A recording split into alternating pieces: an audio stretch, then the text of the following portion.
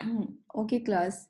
In our lecture 3, we are going to be study in detail about ER models. Although I have give you a overview of ER model in my previous lecture, but you people also understand that when we have a statement, when we have a choices, then we can understand that what should be an entity and who will be a relationship depositor relationship with how we can create a relationship with between them.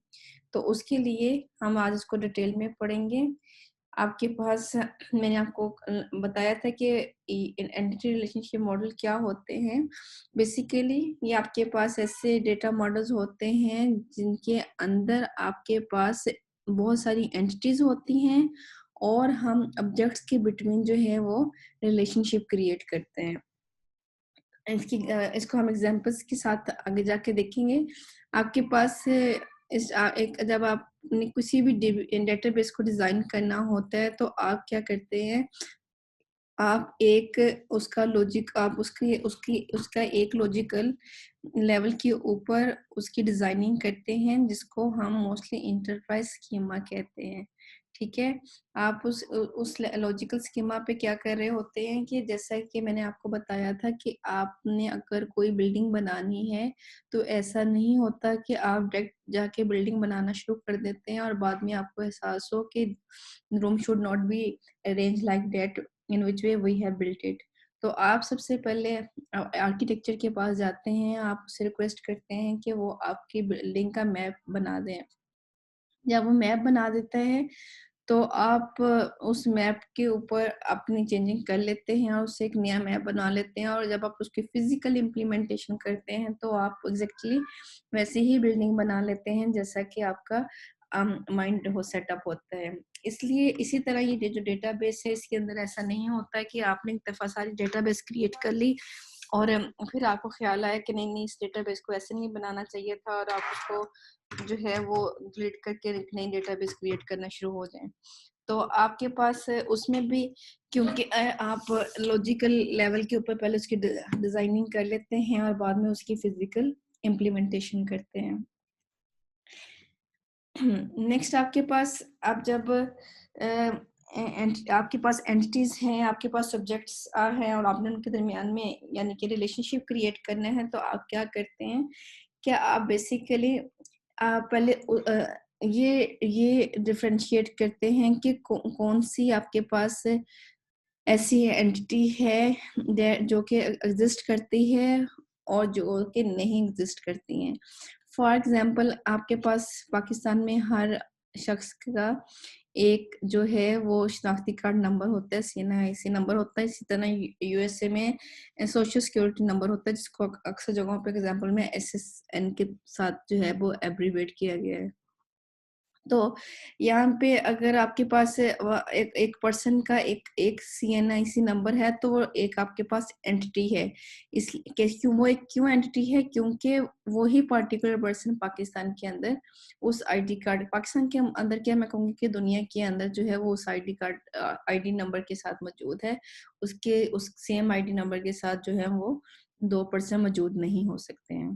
ठीक है, ये हमारे पास एक entity हो सकता है जो कि यूनिकली आइडेंटिफाइड हो। दूसरा हम एंटिटी किसको बना सकते हैं, हम एंटिटी किसी entity could be a person, a book, हो सकता है जो कि आप और इन इन ये जो आपके पास पर्सन और बुक वाली एंटिटीज हैं आप इनको कंक्रीट कहते हैं। ठीक है, एंटिटी दो तरह की होती हैं, कंक्रीट भी होती हैं और अब्स्ट्रैक्ट भी होती हैं। अब कंक्रीट वो होती हैं जिसकी फिजिकल अपीयरेंस मौजूद होती है और अब्स्ट्रैक्ट्स वो होती हैं जिन जो जैसा कि आपके पास हॉलिडे होती हैं, डिजीजेस होती हैं, कोई कॉन्सेप्ट होता है, आप अपने स्टेटमेंट से उसको भी एंटिटी बना सकते हैं। अब आप सोच रहे होंगे कि why I am explaining that to you people, because आप जब ईआर मॉडल बनाते हैं, आपके पास चीज़ें एक स्टेटमेंट की फॉर्म में मौजूद होंगी, ठीक है? आपने खुद उसमें से डिसाइड करना है कि मुझे इनमें से जब मैंने उसका मॉडल क्रिएट करना है, तो मुझे कौन-सी एंटिटी बनानी है और कौन-सी एंटिटी नहीं बनाने हैं और किससे के साथ मुझे रिलेशनशिप क्रिएट करना है। तो इसलिए इन चीज़ों को माइंड में रखें कि हम किस-किस को एंटिटी बना सकते हैं। हम नंबर 1 हम जो कि यूनिकली आइडेंटिफाइड होती हैं। नंबर 2 आपके पास वो 2 तरह की एंटिटीज़ होती हैं, एक कंक्रीट, एक एब्स्ट्रैक्ट। वो पर्सन हो सकता है, बुक हो सकती है, और एब्स्ट्रैक्ट के अंदर हॉलिडेज़, डिज़ीज़ या कोई कॉन्सेप्ट लेवल की बात हो सकती है। आपके पास ऐसा भी हो सकता है कि आपके पास बहुत सारी एंटिटीज़ का जो कि सेम टाइप की एंटिटीज़ होती है, आप उसका एक सेट बना लेते हैं। लाइक कि आपके पास जितने भी पर्सन जो कि एक बैंक में अकाउंट रखते हैं, आप उनका उनका एक एंटिटी सेट बना लेते हैं। ठीक है? आप एंटिटी सेट्स को जो है उसको डिस्ट्रॉय नहीं करते हैं। फॉर एग्ज़ाम्पल आपके पास एक एंटिटी सेट है स्टूडेंट्स का, जिसके अंदर सारी यूनिवर्सिटी के स्टूडेंट्स जो हैं वो मौजूद हैं, ठीक है? और आप एक एंटिटी सेट बना लेते हैं प्रोफेसर्स का, जिसके अंदर आपके पास सारी यूनिवर्सिटी के प्रोफेसर्स आएँगे। तो आपके पास ये पॉसिबल है कि उनमें से कोई एक मेंबर जो है वो कॉमन होता है। यानी कि कंप्यूटर साइंस का अगर प्रोफेसर है, तो जैसे कि मैं, तो it might be possible I am taking a class in statistics department as well. ठीक है? तो बेशक हाँ, है वो, क्योंकि लेकिन वो एक ही एंटिटी के अंदर आएगा जो कि प्रोफेसर की होगी। नेक्स्ट हमारे पास एंटिटीज को जो है वो सेट ऑफ एट्रीब्यूट से भी रिप्रेजेंट किया जाता है। जैसा कि मैंने एट्रीब्यूट्स आपको बताया था कि कॉलम्स होते हैं, जैसे कि आप name, social security number, phone number जो है वो आप कस्टमर की एंटिटी के अंदर डाल देते हैं। ठीक है? आप उसके बाद डोमेन एट्रीब्यूट की जो डोमेन होती है उसके अंदर क्या होता है कि आप उस वो जो आपने एट्रीब्यूट डिक्लेयर किया होता है उसके मुतालिक ऑल उसकी कैरेक्टरिस्टिक्स या परमिटेड वैल्यूज जो हैं वो ऐड करते हैं। जैसा कि आपके पास अगर टेलीफोन नंबर की डोमेन है, तो आपने उसके अंदर उसको डिफाइन करना है कि आपका टेलीफोन नंबर है वो कितने डिजिट्स का होना चाहिए। ठीक है? Formally, an attribute is a function which maps an entity set into a domain. ठीक है?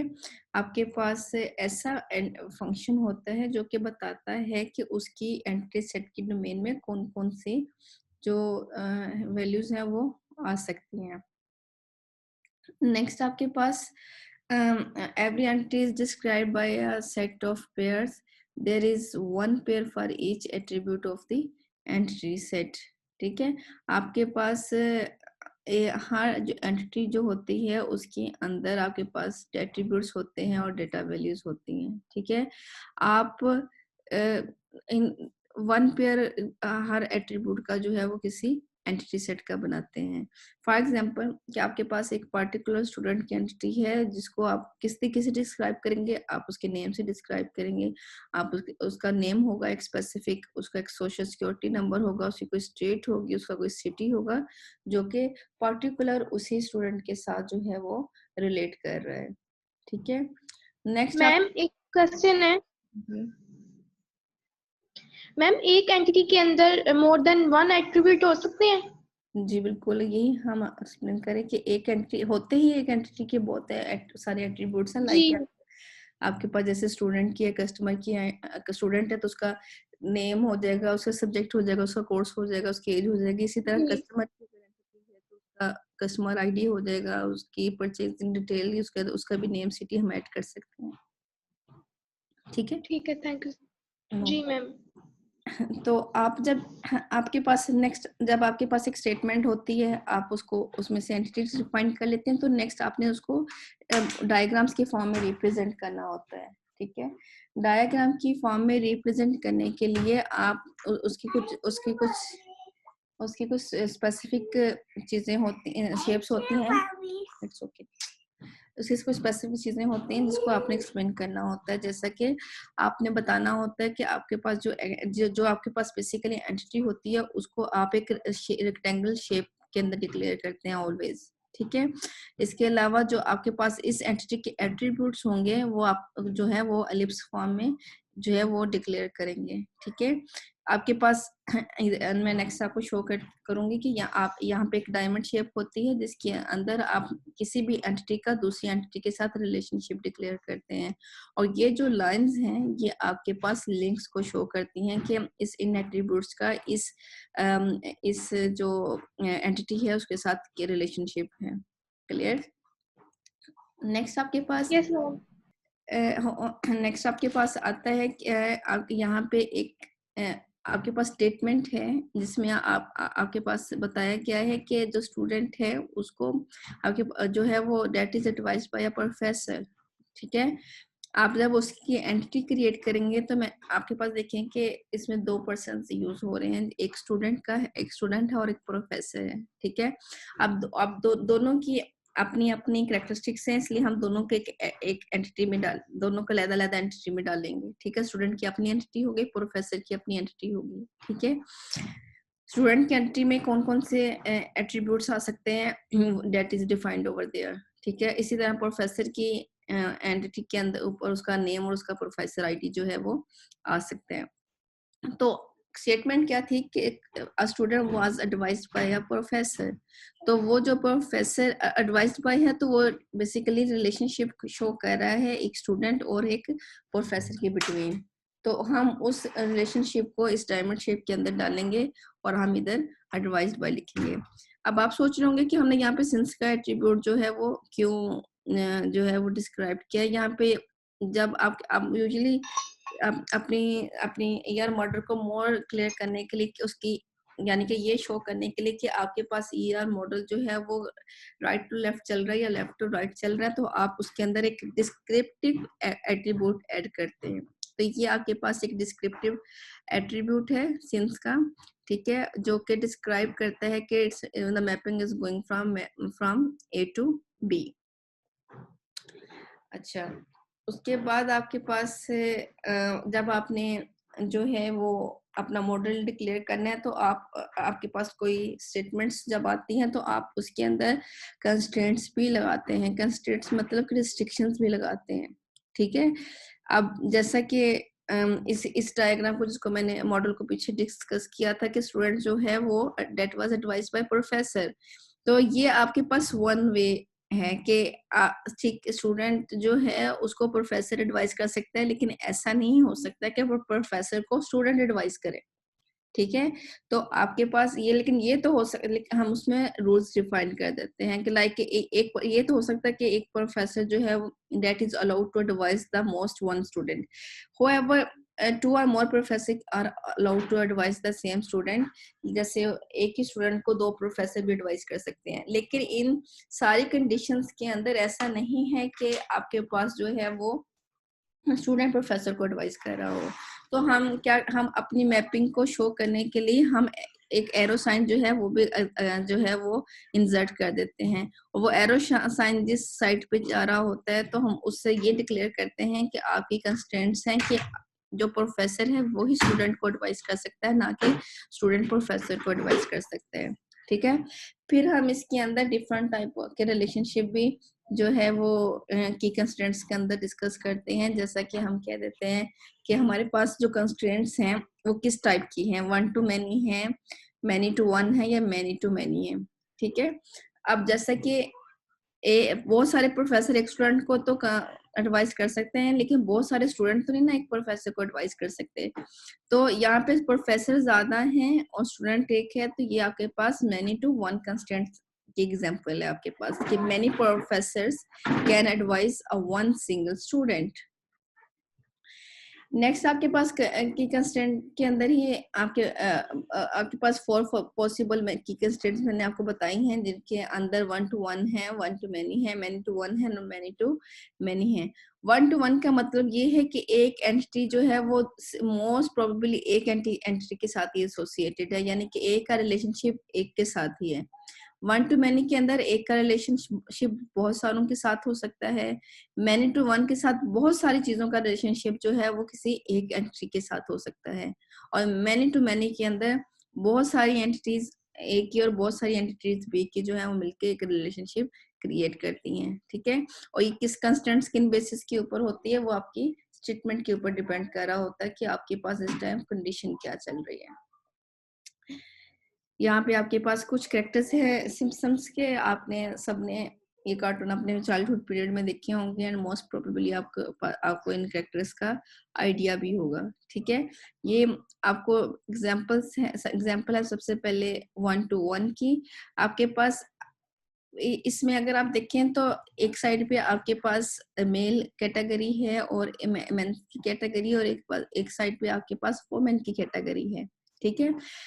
आपके पास इसमें दिखाया गया है कि आपके पास लाइक के हर एक आदमी जो है वो एक फीमेल के साथ जो होगा वो शादी कर सकते हैं एटलीस्ट, यानी कि 1-to-1 के रिलेशनशिप में, कि हर मेल जो है वो एक फीमेल के साथ कनेक्टेड है, कि a man may be married to the although a man may be married to a most one woman and woman may be married to the at most one man, यानी कि at least condition क्या है कि अगर कोई married है तो वो कम से कम एक शख्स के साथ तो मैरिड है ना, वो हम उसी को मैरिड कंसिडर करें। एक से ज्यादा भी हो सकते हैं, लेकिन लीस्ट कंडीशन क्या है कि आपके पास उन्होंने एक के साथ तो एक का रिलेशनशिप है ही है ना। और ऐसा भी हो सकता है कि दोनों ही अनमैरिड हों, ठीक है। जैसे आपके पास ये लीजा है और ये आपके पास ये जो गाय है, इसका रिलेशनशिप किसी के साथ कनेक्टेड नहीं है, तो इट्स मीन के she is unmarried and he is unmarried as well, लेकिन बाकी सारे जो हैं वो एक कपल के फॉर्म में है। तो हम उसकी जो एंटिटी रिलेशनशिप डायग्राम ड्रा करेंगे उसमें हम मेन एक एंटिटी है, हमारे पास वोमेन एक एंटिटी है, उनके डेफिनेटली कोई नेम होंगे, और हम इसमें एरो दोनों के साथ ही लगा रहे हैं। क्यों? क्योंकि एक मैन जो है वो वन और मोस्ट वोमेन के साथ मैरिड हो सकता है, और इसी तरह वोमेन भी जो है वो एक मैन के साथ जो है वो एटलीस्ट कंडीशन के अंदर मैरिड हो सकती है। तो ये आपके पास एक 1-to-1 रिलेशनशिप की डायग्राम थी। नेक्स्ट हमारे पास आते हैं 1-to-many की। 1-to-many का मतलब आपके पास यानी कि एक औरत के एक से ज्यादा बच्चे भी हो सकते हैं, और क्या कहते हैं, और एक बच्चा भी हो सकता है, ठीक है। ये 3 बच्चों की मम्मी भी हो सकती हैं, और ये एक बच्चे की मम्मी भी हो सकती हैं, ठीक है। अब आप इस बात पे वरी हो रहे होंगे कि लाइक के she is the lady who don't have kids, ये तो पॉसिबल है किसी के बच्चे ना हो, लेकिन ये कैसे पॉसिबल है कि किसी का बच्चा हो और उसकी माँ ना हो। तो वो this is the condition that कि आपके पास स्टेटमेंट थी कि लाइक कि आपके पास अगर आप देखें तो आपके पास यहाँ पे एंट्री क्या है, वुमेन क्लब की, ठीक है। और आपके पास वो ये हो सकता है कि इस गाय की भी कोई ना कोई मदर होगी, हिज नेम इज मो, तो मो की कोई मदर है, but problem is it doesn't mean कि Mo does not have a mother, since we know that as a biological fact that everyone has a mother, but it is the simple case that Mo's mom is not a member of a women club, कि इसकी जो mummy थी वो women club की member नहीं थी, इसलिए हमने उनको यहाँ पे रिप्रेजेंट नहीं किया। लेकिन बेसिकली ये आपके पास 1-to-many की जो है वो कंडीशंस हैं, ठीक है। इसमें आपके पास आपने आपने एक वुमेन क्लब की एंटिटी बनाई, एक आपने लो आईक्यू क्लब की एंटिटी बनाई, उनके नेम्स होंगे। अब आप यहाँ पे वुमन का नेम आएगा कि वो किसकी इज मदर ऑफ, किसकी होंगी, उसकी किड्स के नेम्स होंगे यहाँ पे, ठीक है। अब क्या कहते हैं, और इनका रिलेशनशिप क्योंकि जो है वो मदर यहाँ पे मेन एंटिटी है जो कि वुमेन क्लब का मेंबर है, तो हमारी जो की कंस्टेंट्स हैं वो उसकी तरफ रिप्रेजेंट करेंगी, ठीक है। और नेक्स्ट आपके पास आती है मैनी टू वन की। अब मैनी टू वन के अंदर आपके पास यहाँ पे एक बॉलिंग क्लब है, और उसके बहुत सारे मेंबर हैं जो कि डिफरेंट कंट्रीज के साथ बिलोंग करते हैं, और आपने उसकी एंटिटी रिलेशनशिप डायग्राम बनानी है कि वो जो उस बॉलिंग क्लब का मेंबर है वो किस कंट्री का सिटीजन है या किस कंट्री में बॉर्न हुआ है, ठीक है। तो इट्स पॉसिबल डेट के बहुत सारे लोग जो है वो किसी एक कंट्री में पैदा होते हैं, ठीक है। लेकिन और एक कंट्री में पैदा होते हैं इसका मतलब है कि एट लीस्ट जो भी शख्स इस दुनिया में मौजूद है वो किसी ना किसी कंट्री के अंदर पैदा हुआ है, ठीक है। अब आपने अब आपने क्या करना है कि आपने जैसा कि ये जो लीजा और उसकी मम्मी और उसकी आंट है, it could be possible they born in USA, ठीक है, and that guy may be possible born in Pakistan, लेकिन आप देखेंगे यहाँ पे इसकी रिलेशनशिप में कोई मौजूद नहीं है हमारे पास लेफ्ट साइड में, और इसी तरह इस पर्सन की रिलेशनशिप में कोई मौजूद नहीं है। तो इसका ये मतलब थोड़ी है कि ये पर्सन जो है ये किसी कंट्री में बॉर्न नहीं हुआ है। बालियाना के पास इसका ये मतलब नहीं है कि क्या कहते हैं कि ये पर्सन जो है ये किसी कंट्री में पैदा ही नहीं हुआ है। डेफिनेटली अगर कोई पैदा हुआ है तो कहीं ना कहीं जगह पे तो पैदा हुआ है, ठीक है। और इसका ये भी और अगर इस एंटिटी के साथ हमारे पास कोई रिलेशनशिप नहीं है तो इसका ये भी मतलब नहीं है कि कोई भी पर्सन जो है वो आइलैंड से बिलोंग नहीं करता या आइलैंड में जो है वो कोई पैदा नहीं हुआ है, ठीक है। आपके पास हम ये रिलेशनशिप हमने इसका क्यों नहीं शो किया, इसलिए शो नहीं किया कि हमारे पास बेसिकली क्या था कि ये जो सी कैप्टन था, हो सकता है कि जो है ये इसकी जिस कंट्री से बिलोंग करता हो वो कंट्री जो है वो एंटिटी ना हो, इस बॉलिंग क्लब का हिस्सा ना हो, ठीक है। यानी कि मिसाल के तौर पे अगर ये इंडिया में पैदा हुआ है, ये जो हमारे पास सी कैप्टन है, तो हो सकता है कि वो इंडिया जो है वो बॉलिंग क्लब का मेंबर ना हो, तो इसलिए हमने इसकी रिलेशनशिप जो है वो डिक्लेयर नहीं किया। और इसी तरह हमारे पास ये जो आइलैंड है, हो सकता है कि आइलैंड से हमारे पास कोई कैंडिडेट ही मौजूद ना हो, इसलिए हमने उसका रिलेशनशिप शो नहीं किया। तो ये हमारे पास मैनी टू वन की कंस्ट्रेंट्स में आ जाएगा। नेक्स्ट आपके पास जो है वो मैनी टू मैनी की कंस्ट्रेंट्स में लाइक हो सकता है ये सारी गर्ल्स जो हैं वो इस पर्सन की क्लासमेट्स हों, और ये दोनों गर्ल्स जो हैं ये बहुत सारे बॉयज की क्लासमेट्स हों, ठीक है। और लेकिन ये किसी क्लासमेट नहीं हो सकती because she is a baby. तो आपके पास मैनी टू मैनी कंस्ट्रेंट्स के अंदर क्या आता है कि आपके पास एंटिटीज ए जो हैं, बहुत सारी एंटिटीज ए के मेंबर्स जो हैं वो बहुत सारी एंटिटी बीज के मेंबर हो सकते हैं, जैसे कि बहुत सारी गर्ल्स के बहुत सारे बॉयज जो हैं वो क्लासमेट्स हो सकते हैं, इसी तरह बहुत सारे बॉयज के बहुत सारी गर्ल्स क्लासमेट हो सकती हैं। तो ये आपके पास मैनी टू मैनी की एक एग्जाम्पल मौजूद है, ठीक है। अब आपके पास एरो की मैंने बात बताई थी कि हम एरो बेसिकली क्यों पॉइंट आउट करते हैं, कि एरो हम इसलिए पॉइंट आउट करते हैं ताकि हमारे माइंड में रहे कि हमारा एरो हेड जो है वो किस एंट्री को रेफर कर रहा है, ठीक है। समटाइम हम इसको मैपिंग क्रेडेंशियल भी कहते हैं, जो कि हमारी की कंस्टेंट्स को रिकमेंड करता है, ठीक है। हमारे पास अगर जिसके साथ रिलेशनशिप होगा कि जिसका हम उसको उसी के साथ शो करेंगे। जैसा कि हमारे पास यहाँ देखें कि ये हमारे पास एरो इस साइड पे है, तो बॉलिंग क्लब का मेंबर जो है वो हम उसके जो कंस्टेंट्स हैं वो इस कंट्री के साथ शो कर रहे हैं, तो हम इसकी मैपिंग इस साइड पे कर रहे हैं, ना कि कंट्री की मैपिंग जो है वो बॉलिंग क्लब की तरफ आ रही है। अच्छा जी, नेक्स्ट आपके पास पार्टिसिपेशन कंस्ट्रेंट्स आ जाती हैं। पार्टिसिपेशन कंस्ट्रेंट्स के अंदर आप क्या करते हैं कि earlier we saw an example of 1-to-1 key constraints, and nothing that a man may be married to the most one woman and woman may be married to the most one man, यही हमने पढ़ा था ना। और या दोनों unmarried भी हो सकते हैं, ठीक है। अब for example if we are going to build a database of Pakistan married person association, तो in that case what we will do, जो भी उस एसोसिएशन का मेंबर होगा, इट्स मीन कि ही शुड बी या शी शुड बी मैरिड, ठीक है। तो आपके पास ऐसी डेटाबेस जिसके अंदर आपके पास जो है वो टर्म्स यूज हो रही होती है कि उसमें आपने टोटल पार्टिसिपेंट्स जो हैं वो आपके ऐड हो रहे हैं जो कि मेंबर हैं, तो हम क्या करते हैं, हम उनको रिप्रेजेंटेशन जो है वो इस तरीके से शो करते हैं कि every one should be married with that most one moment, और ये भी हो और ये आपके पास जो दोनों होंगे ये आपके पास अनमैरिड होंगे, तो हम इनकी पार्शियल पार्टिसिपेशन को शो करेंगे, ठीक है। तो अगर लेकिन इसको मुझे शो करने के लिए क्या करना पड़ेगा, इसकी डायग्राम कैसे होगी कि क्योंकि मैं तो जो एसोसिएशन बना रही हूँ उसके अंदर तो मैं अनमैरिड लोगों को डाल ही नहीं रही हूँ, तो फिर इन लोगों का की जो पार्शियल पार्टिसिपेशन है मुझे उसकी भी जरूरत नहीं है। मुझे अपने एसोसिएशन के अंदर टोटल पार्टिसिपेशन चाहिए जिसके अंदर हर शख्स जो है वो मैरिड होगा किसी ना किसी वुमेन से, या हर वुमेन जो है किसी ना किसी मेन के साथ मैरिड होगी। तो मैं जब उसकी एंटिटी रिलेशनशिप डायग्राम करूंगी तो उसके अंदर only those people are allowed to be participate over there who are married with each other. ठीक है, तो हम इसको पार्टिसिपेशन कंस्ट्रेंट्स भी कहते हैं।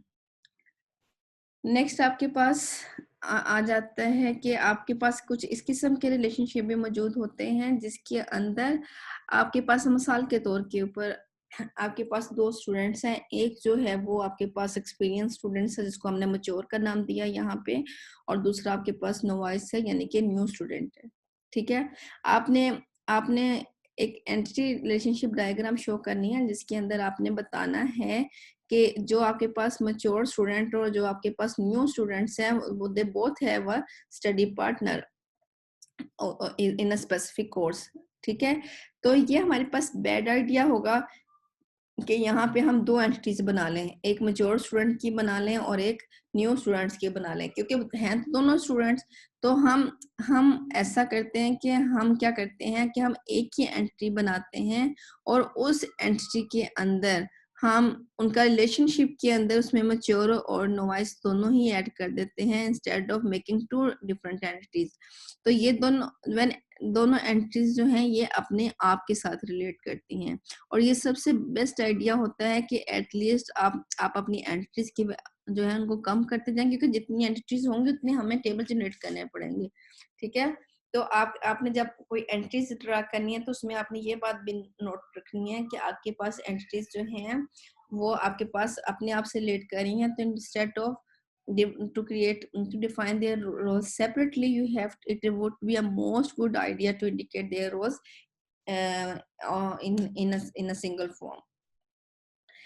अच्छा, आपके पास जब आप एंटिटी शो करते हैं तो आपके पास एक और चीज आपको अपने माइंड में रखनी चाहिए कि लाइक कि आप उसके लिए कौन कौन से एट्रीब्यूट्स डिक्लेयर कर रहे हैं। ठीक है, फॉर एग्जांपल अगर मैंने किसी की हाइट कैलकुलेट करनी है और मैं उसका जो एक हमारे पास एक टीम है जिसके हमने हाइट्स कैलकुलेट करनी है, तो हम अगर हम सिर्फ उसकी हाइट फीट्स में दे देंगे या सिर्फ उसकी हाइट इंचेस में दे देंगे तो ये हमारे पास बैड सोल्यूशन होगा। क्यों बैड सोल्यूशन होगा? उसकी रीजन ये है कि आपके पास जो है वो अगर एक पर्सन मेंबर है उसकी हाइट जो है लाइक अगर 5 फीट 6 इंच है तो मैं उसको फीट, अगर फीट का है तो मैं फीट में डाल दूंगी, मेरे पास इंचेस रह जाएंगे। अगर इंचेस में मेरे पास एट्रीब्यूट मौजूद है और फीट का एट्रीब्यूट मौजूद नहीं है तो मैं वो फीट वाली वैल्यूज कहाँ पे डालूंगी? तो ये फिर एक जो है प्रॉब्लम हो जाएगा। तो इसलिए हमारे पास जब हमने जो है वो एट्रीब्यूट्स को चूज करना है तो हमने अपने माइंड में रखना है कि इस एंटिटी का क्या क्या एट्रीब्यूट जो है वो हमें लेना चाहिए ताकि we will represent our entity in a well manner. Next आपके पास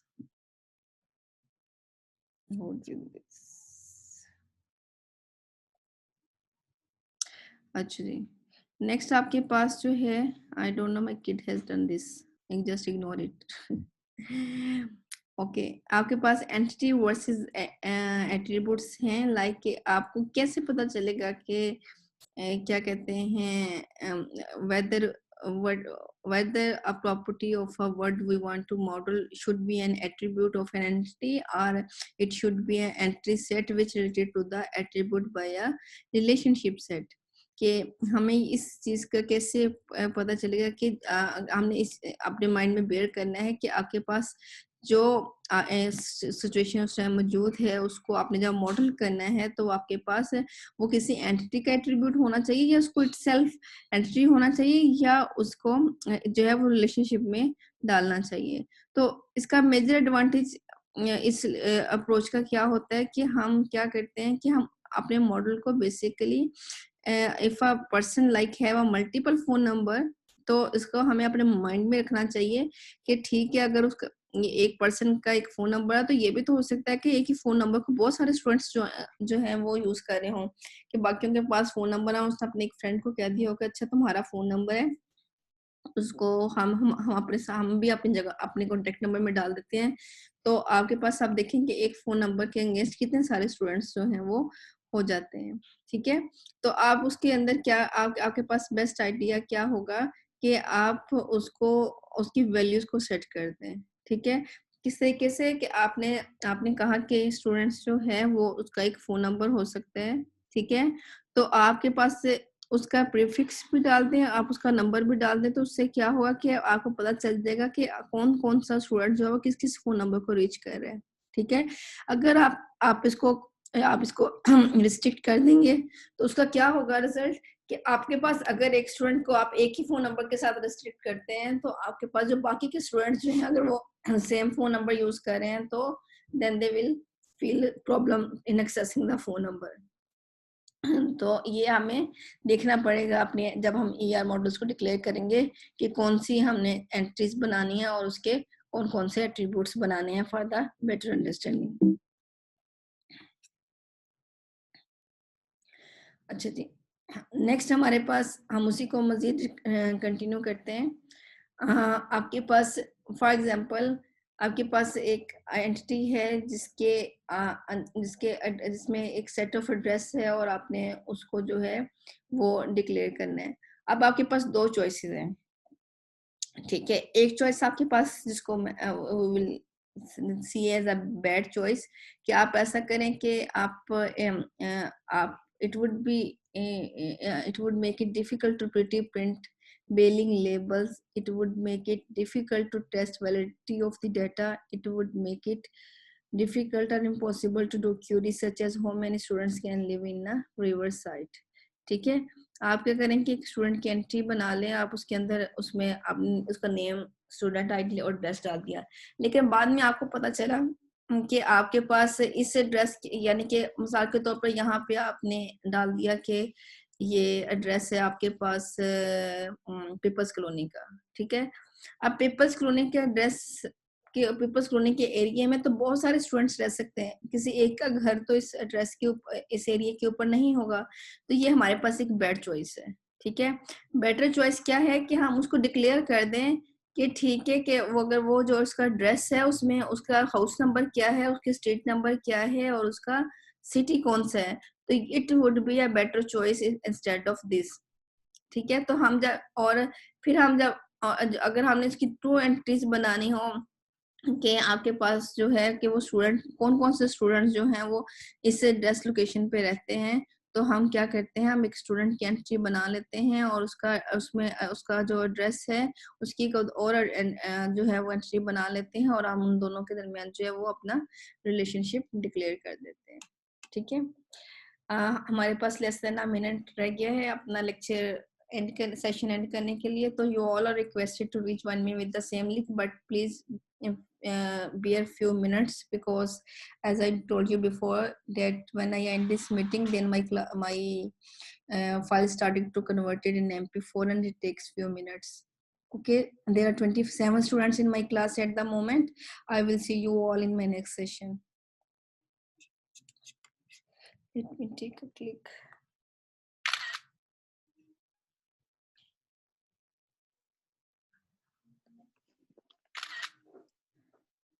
Thank you very much. See you.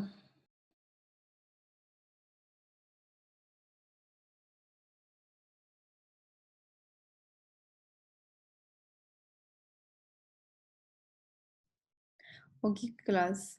So we were studying about the entity versus attribute.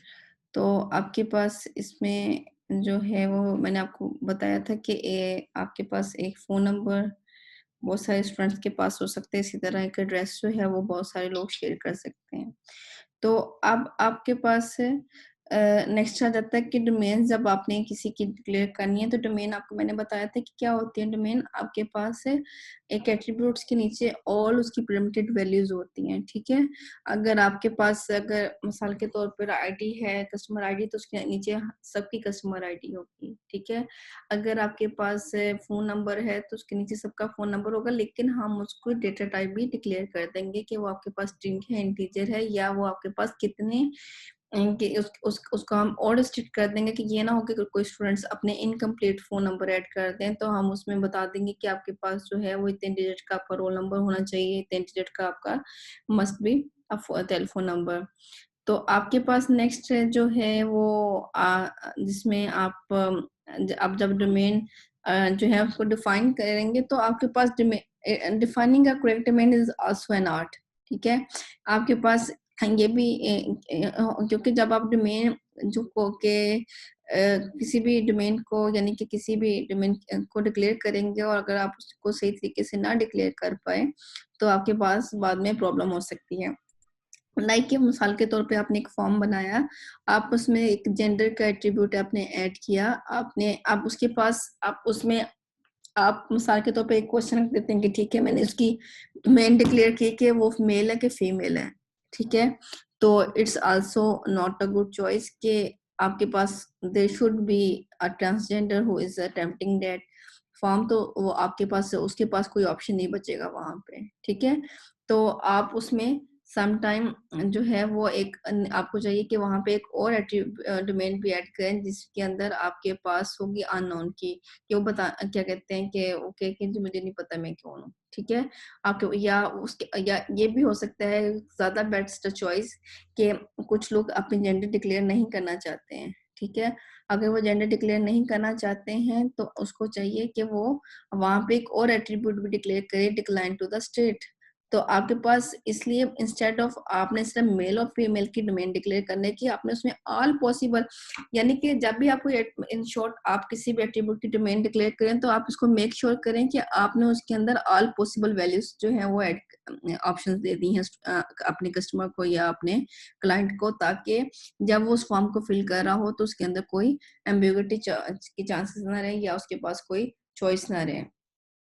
Next आपके पास एक क्विज है जो कि आप लोग मुझे करके सेंड करेंगे, जिसमें मैंने आपसे डिफरेंट टाइप की डोमेन्स पूछी हैं कि मिसाल के तौर पे अगर आपके पास एक जीपीए का एट्रीब्यूट है तो आपके पास उसकी क्या डोमेन हो सकती है, अगर आपके पास ह्यूमन एज की एट्रीब्यूट को आपने डिक्लेयर करना है उसकी डोमेन्स, फोन नंबर की डोमेन्स क्या हो सकती हैं, आपके पास बैंक अकाउंट बैलेंस की क्या डोमेन्स हो सकती हैं।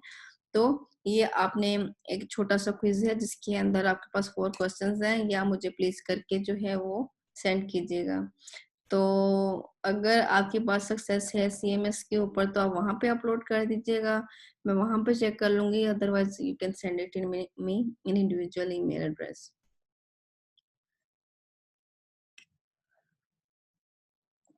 अच्छा जी, नेक्स्ट आपके पास कीज आ जाती हैं। कीज आपके पास डिफरेंट अच्छा, अगर आपको मेरा लेक्चर थोड़ा लंबा लग रहा है तो I can start my keys from my next lecture, I have no problem with yes that. Ma'am please. चलें ठीक है, आप ये मैं आपका ये जो क्विज है ये मैं आपको सेंड कर देती हूँ, और जो लेक्चर है क्योंकि वो भी हमारा रहता है, या मैं आपको सारा तो वो मैं आपको बाद में सेंड कर दूंगी, ठीक है। आपने ये क्वेश्चन मुझे ओवर द वीकेंड करके जो है वो सेंड करना है। आपकी नेक्स्ट मेरे साथ क्लास मंडे को है I guess at 8 a.m. So before that time kindly do your best to send me all the answer of this quiz. Okay ma'am, but ma'am we don't have your email address.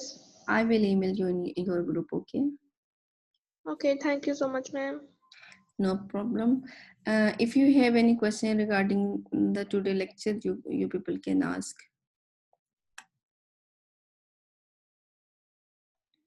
Ma'am जी ma'am slide number 7 में ma'am कुछ पूछना है। Sure जी, ये slide ma'am यहाँ पर जो ऊपर आपने लिखा हुआ है ना एडवाइज्ड बाय, उसके ऊपर जो सिंस लिखा हुआ है नेक्स्ट भी था मैम, इसके समझ नहीं ये क्यों लिखना है सिंस? सिंस इसलिए लिखा था कि मैंने आपको इसके प्रीवियस स्लाइड में भी सिंस की मैंने आपको बताया था कि सिंस आपके पास एक ऐसा एट्रीब्यूट है इस एग्जांपल के अंदर जो कि डिस्क्रिप्टिव एट्रीब्यूट है। सम टाइम हम जो हैं हम जब रिलेशनशिप शो करते हैं ना कि लाइक हम ये बताना चाह रहे हैं कि एक प्रोफेसर ने जो स्टूडेंट को एडवाइस की वो कब की थी, ठीक है। तो हमारे पास वहां पे भी एक ऑप्शन हो कि अगर हम उसकी डेट मेंशन करना चाहें, उसको डिस्क्राइब करना चाहिए उसके रिलेशनशिप को या उसकी, तो हम उसके अंदर सिंस का एट्रीब्यूट हमने डाल दिया कि जब प्रोफेसर ने स्टूडेंट को एडवाइस की होगी तो हम उसका टाइम पीरियड यहाँ पे एक तो ऐड कर सकते हैं। दूसरा जो आपके पास डिस्क्रिप्टिव एट्रीब्यूट होता है वो इसलिए डिस्क्राइब किया जाता है कि आप उसकी मैपिंग शो कर सकें कि मैपिंग किस साइड पे है उसकी, ठीक है। जैसा कि यहाँ पे मैंने एरो साइन के साथ डिक्लेयर किया कि आपके पास प्रोफेसर की जो एडवाइस है वो स्टूडेंट को जा सकती है, स्टूडेंट की एडवाइस जो है वो प्रोफेसर को नहीं आ सकती। Is it clear Neha? Okay ma'am, जी मैम। Anybody else?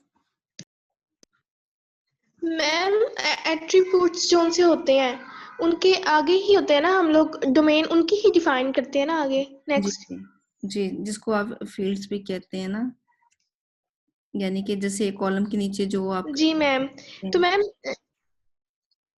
जी, तो जिस तरह मैम सीजीपीए होगी, तो अब अगर हम सीजीपीए की डोमेन बता रहे हैं, तो सीजीपीए हमारी वो होगी मैम। आपके पास टाइम है, you should think about it. If you will not be able to do that, then just let me know, I will explain you. Okay, आपने आपने वरी नहीं होना, ठीक है you ma'am. all just need to try it. जी जी आप अपने अपने ideas दें, क्योंकि ये हम सिर्फ जी इसलिए कर रहे हैं कि अगर हम छोटी बातों को हम क्लियर कर लेंगे ना, क्योंकि ये तो अभी हम सिंपल सिंपल स्टेटमेंट्स कर रहे हैं ना, जब हमने बड़े मॉडल डिक्लेयर जी करने हैं तो कॉम्प्लिकेटेड होते हैं। अगर हमें बेसिक्स क्लियर हो जाएंगी तो हम उन कॉम्प्लिकेटेड मॉडल्स को भी अप्लाई कर सकते हैं। ठीक है, तो आप लोगों ने पैनिक नहीं जी होना है, यू जस्ट जी try to give your ideas. अगर हमें वो आइडियाज ठीक हुए तो we will discuss in class, और अगर उनमें कोई एम्बिग्युइटी या फॉल्ट हुआ तो आई विल एक्सप्लेन यू कि उसके अंदर क्या प्रॉब्लम थी और हम इसको किस तरीके से हम मजीद अच्छा कर सकते थे। जैसे मैंने आपको यहाँ पे डिफरेंट एग्जांपल्स दी कि उसमें मैंने आपको बैड आइडियाज और गुड चॉइसेस के बारे में बताया। तो मेरा बताने का मकसद जो था वो यही था कि आपके पास एक चीज के 2-3 ऑप्शंस होते हैं, लेकिन आपने दिखना है कि लाइक इसके अंदर ये आपके पास एक बैड ऑप्शन है कि आपने एट्रीब्यूट एड्रेस का डिक्लेयर तो एक स्टूडेंट की एंटिटी बना दी और उसके अंदर ये एड्रेस डाल दिया। ठीक है, अब उस एड्रेस में सिर्फ आप कहते हो कि लोकेशन आप डाल दें आप अपनी। अब ये एड्रेस जो है it is a bad choice of our attribute. ठीक है, आप क्योंकि एक एड्रेस एक एरिया में बहुत सारे लोग रह सकते हैं, एक एड्रेस बहुत सारे स्टूडेंट्स शेयर कर सकते हैं, तो हमारे पास बेटर चॉइस क्या है, एक तो क्या कहते, और ऐसा भी हो सकता है कि मैनी स्टूडेंट्स हैव 2 और मोर एड्रेसेस। ठीक है, और आपके पास लाइक कि वो समर टाइम कहीं स्पेंड करते हैं और अपनी अपनी जो विंटर टाइम वो कहीं स्पेंड करते हैं, तो ये मेथड जो है ये उसको हैंडल नहीं कर पाएगा। तो इसका बेहतरीन हल ये है कि हमारे पास एक वॉइड ऑप्शन होनी चाहिए। ठीक है, कि हमारा जब हमारा यूजर जो है जब वो हमारे डेटाबेस को एक्सेस कर रहा है तो उसको प्रॉब्लम नहीं आनी चाहिए कि जो मैं क्या कहते हैं कि मैं अब इसमें अगर ये ऐड करना चाह रहा हूँ तो उसके लिए मैं क्या करूँ। अब उस एक पर्सन की खातिर तो हमने सारी डेटाबेस चेंज नहीं ना करनी है। मिसाल के तौर पे एक स्टूडेंट है, उसके 2 एड्रेसेस हैं। ठीक है, उसने एक लिख लिया, दूसरे के लिए उसको जगह नहीं मिली, तो वो यूनिवर्सिटी को ये तो नहीं ना कहेगा कि आप अपनी डेटाबेस चेंज करें और नया टेबल क्रिएट करें मेरे लिए और मैं उसके अंदर दूसरा एड्रेस डालूं। तो हमें चाहिए कि हम खुद इतनी फिजिबल डेटाबेस प्रोवाइड करें अपने यूजर को कि उसको कुछ भी उसके अंदर ऐड करना पड़े या कुछ भी वो बताने से अगर डिक्लाइन हो तो उसके पास वो ऑल पॉसिबल ऑप्शंस जो है ना वो मौजूद रहे।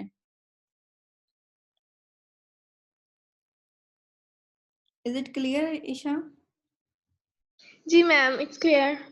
Good, anybody else?